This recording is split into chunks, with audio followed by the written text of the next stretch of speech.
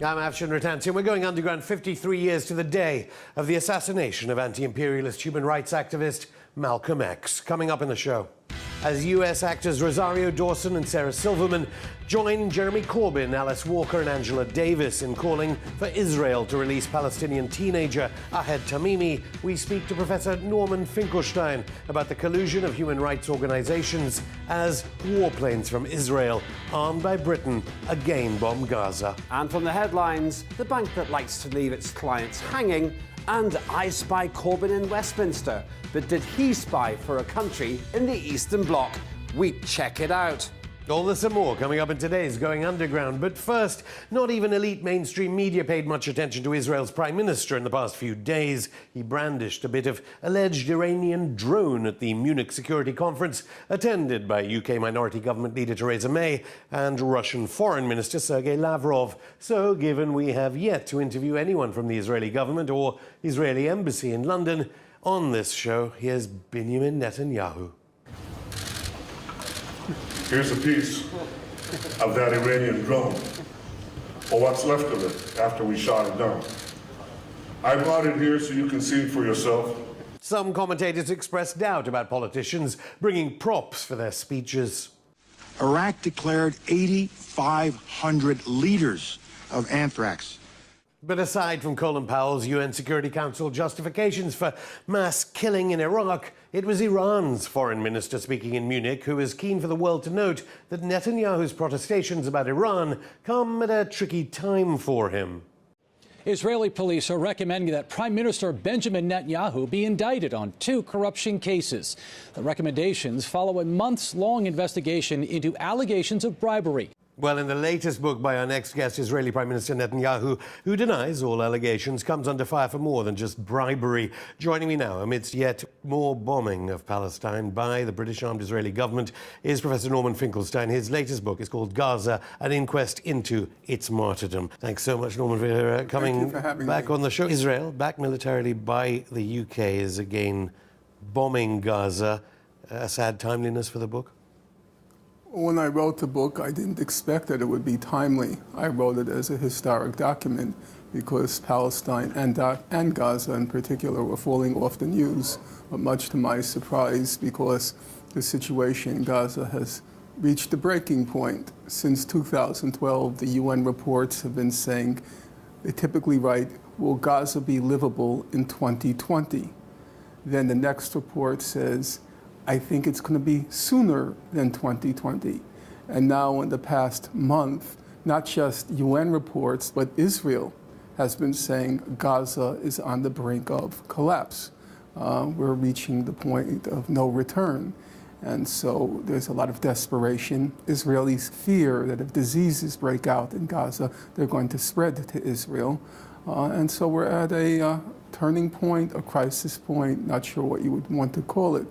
But the essential fact, as I see it, is this. 70% of the people of Gaza are refugees. More than half are children. They're trapped. There's no way out. And the UN reports, and even Israel, is saying the situation there is unlivable. Now, you use your own semantical imagination. How would you describe a situation where people are caged into conditions which are literally unlivable? What word would you use? I'm not going to use the word. Use your own imagination. And as the United Nations Relief and Works Agency, UNRWA, put it, it said, Gaza is unique in the world in this one regard. Wherever there's a natural catastrophe, say there's drought, or a human-made catastrophe, say war in Syria, the people always have the option to flee. There's always the option to flee. Gaza is the one case, the one instance in the world today where they're verging on an unlivable situation. That's not poetry. That's a physical, biological fact. Unlivable. 95% of the water in Gaza is unfit for human consumption. Each day when a child drinks water, the child is poisoning him or herself, but they can't leave. They're caged in. As your former prime minister put it, Gaza is an open-air prison. Let's just skip through, because I know you go through the Dahiya doctrine, which is to do with Lebanon, and then explain who Goldstone, Judge Goldstone, is, and how initially he caused sadness, then an uplifting feeling amongst those who support the Palestinians, and then ultimately a tragic Goldstone end. was an important moment, and I hope you'll allow me to give you the time to explain. Under international law, war crimes consist of three things: disproportionate attacks, indiscriminate attacks, and targeting of civilians. Those are equivalent under international law. That is to say, there's no hierarchy. Disproportionate force, indiscriminate force, and targeting of civilians are all considered equal war crimes. Along came Goldstone. Goldstone had three, so to speak, immunities. Immunity number one, he's a very respected international jurist. Immunity number two, he's not only Jewish, but he's not Jewish just by fortune. He's proudly Jewish. He's very self-identified as a Jew. Number three, he's self-identified as a Zionist. He doesn't run away from that label. That's who I am.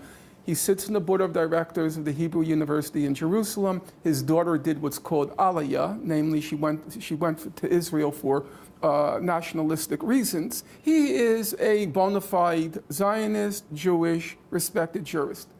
He produces a report and he crosses a red line. He crosses a red line. He said the attacks were not essentially disproportionate. They're not essentially indiscriminate. He said the purpose of Operation Cast Lead was to punish, humiliate, and terrorize a civilian population. In other words, Israel's objective was not military. It was not targeting combatants. It was not targeting military sites. Its objective was the civilian population. That was a horse of a totally different color. I know, but just very briefly. And then suddenly he recanted. Well, he came under huge attack. Personal attack, professional attack, dredging up his past when he was a judge in South Africa under the apartheid regime, going for the moral jugular, telling him he can't attend his grandson's bar mitzvah in South Africa. He was a South African citizen and still is. Comes under tremendous attack. And then on April 1st, 2011, which is April Fool's Day in the United States, we all thought it was a prank. Opened up the newspaper, Washington Post. He recanted the whole report. Because he said that he had underestimated the number of Hamas military casualties, because previously everyone had said, how is it that Hamas had been untouched by the British-backed warplane airstrikes, killing so many civilians? Goldstone claimed that he recanted because of what he called new information. That since he had published, the report was published, he came to new conclusions based on new information. I went through all the so-called new information. There was no new information. It's very clear. There was no new information. I can even say, and I'll admit I can't prove it, but I talked to a very respected jurist who knows Goldstone very well. Very well. He said, there's no way he wrote that recantation in the Washington Post. He knows his style. We'll try and get... It was very murky. We'll try and get comment from him, but there's a large part of the book that then goes on to human rights organizations. Now let me get to the point. After he recanted, everybody got scared. Because, in my opinion, I can't prove it again, he recanted not because of the public pressure, but because he was blackmailed. The public pressure, I go through the details, it doesn't make sense. I think he was blackmailed. He certainly denies that. Of course.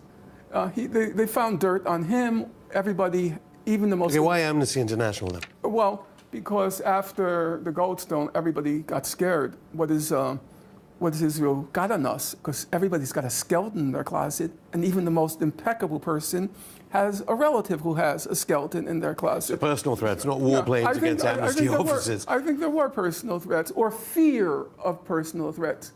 And so what happens?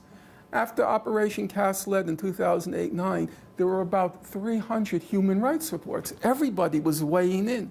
After Operation Protective Edge in July, August 2014, which was many times worse than Operation Cast Lead, 6,000 homes were destroyed during Cast Lead, 18,000 during Operation Protective Edge.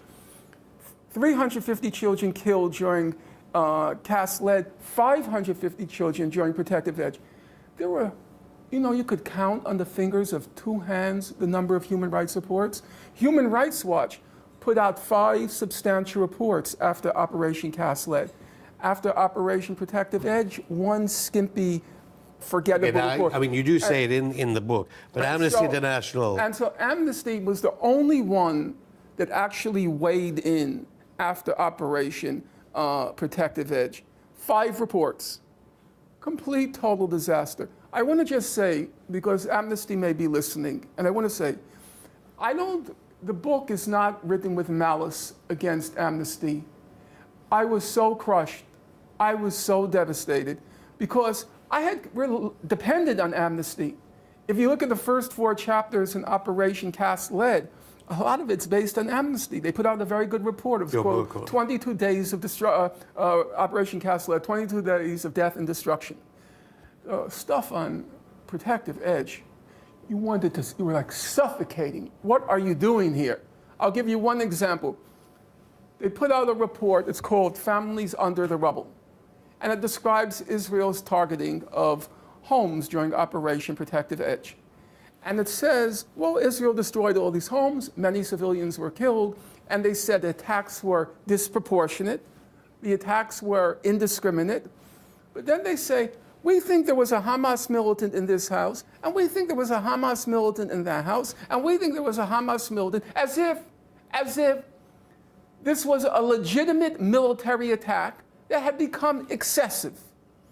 But then you read the Breaking the Silence, the Israeli soldiers who were in Gaza, and they describe what happened. And what you see happened was, I'm using their words, they go into a neighborhood, they rope off the neighborhood, they bring in the D9 bulldozers, and now this is the words they use. They bring in the bulldozer, they say, the bulldozer goes back and forth,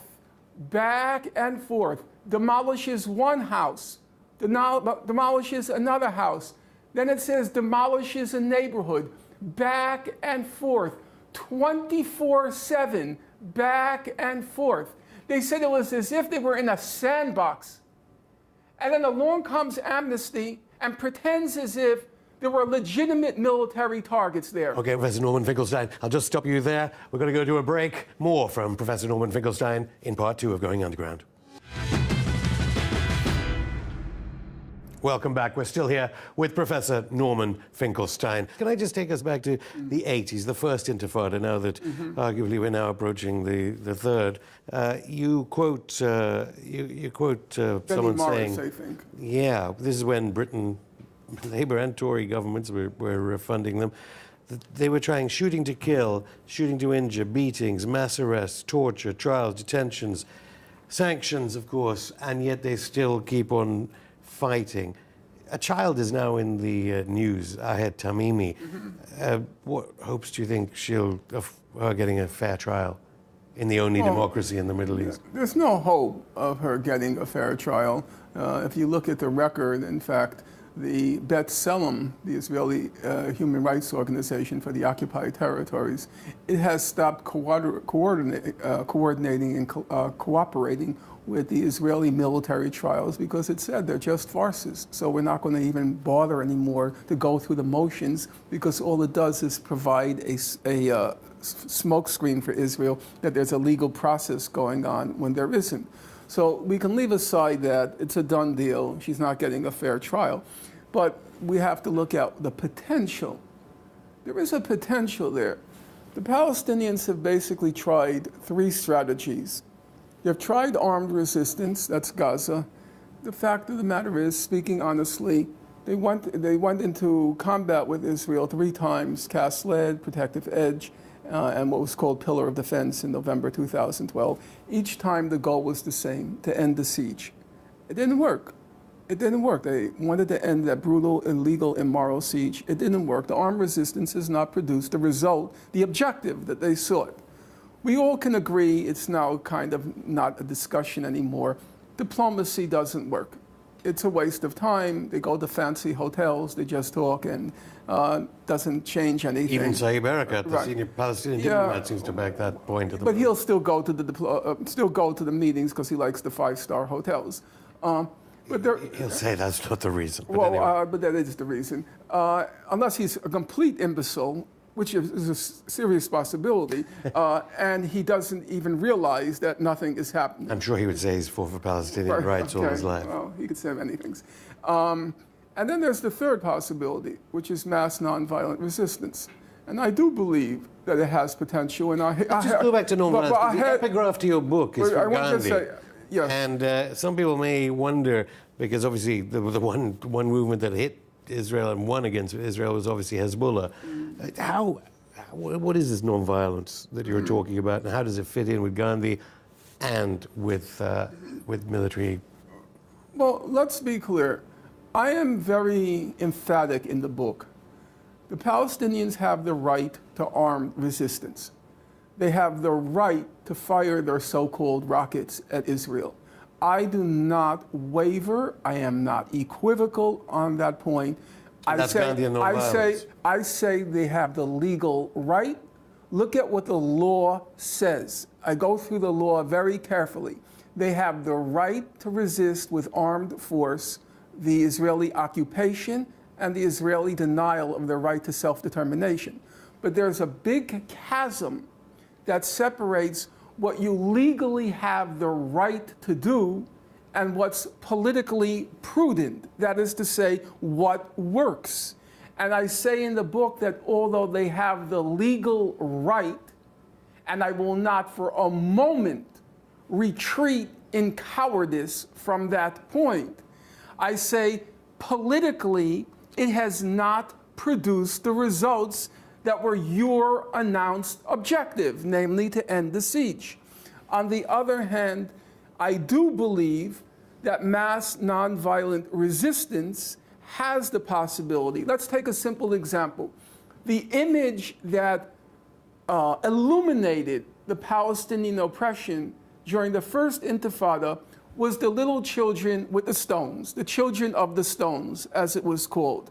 And international public opinion accepted the right of children to throw stones in the face of this Israeli killing machine. They had the right to throw stones against the Israeli occupiers. Now, imagine, use your imagination for a moment, the Israelis were enraged, they were furious, they were driven mad by this little girl, Ahed Tamimi, who smacks an Israeli soldier. How dare you smack an Übermenschen? How dare the Untermenschen, the subhuman, smack an Übermenschen, an Israeli soldier? And there were all these serious debates on Israeli TV whether the soldier was showing honor or whether the soldier was showing cowardice by not reacting to the girl. Imagine if the Palestinians adopted the strategy, every woman should smack a soldier. Smack a soldier today. Just like we have the Me Too movement, let them have a Me Too. I smacked a soldier today. The Israelis would go mad. They would go mad. And it has an opportunity, a possibility. Now that's according to Gandhi, by the way. One of the things he says is, if a woman is being raped and the woman, to resist the rapist, she smacks him, she scratches him, she pummels him. Gandhi says, in my view, that's not violence. That's a person trying to summon the moral courage to die with dignity. He says, I won't call that violence.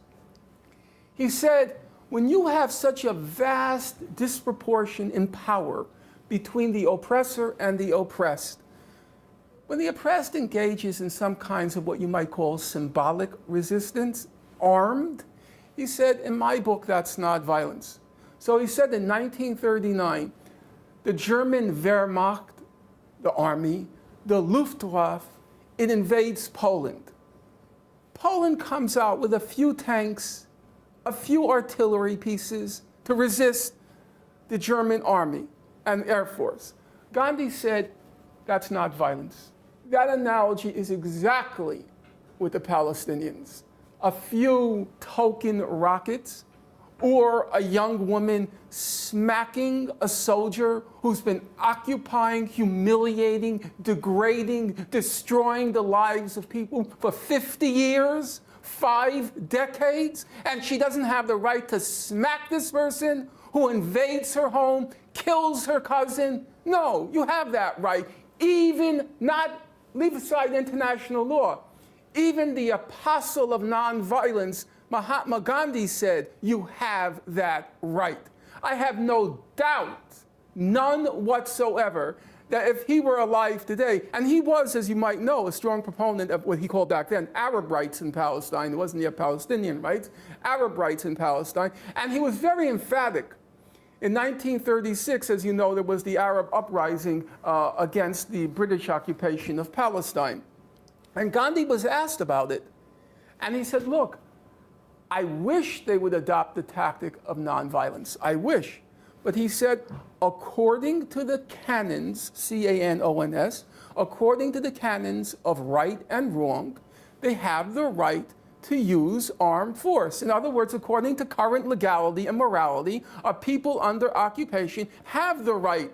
He says, I wish they would choose my strategy, but they aren't under a legal obligation to not resist.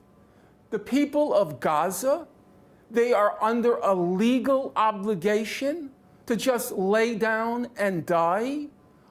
A blockade which is at the point of making the place unlivable. Unlivable. The whole international community knows it. Israel itself says it.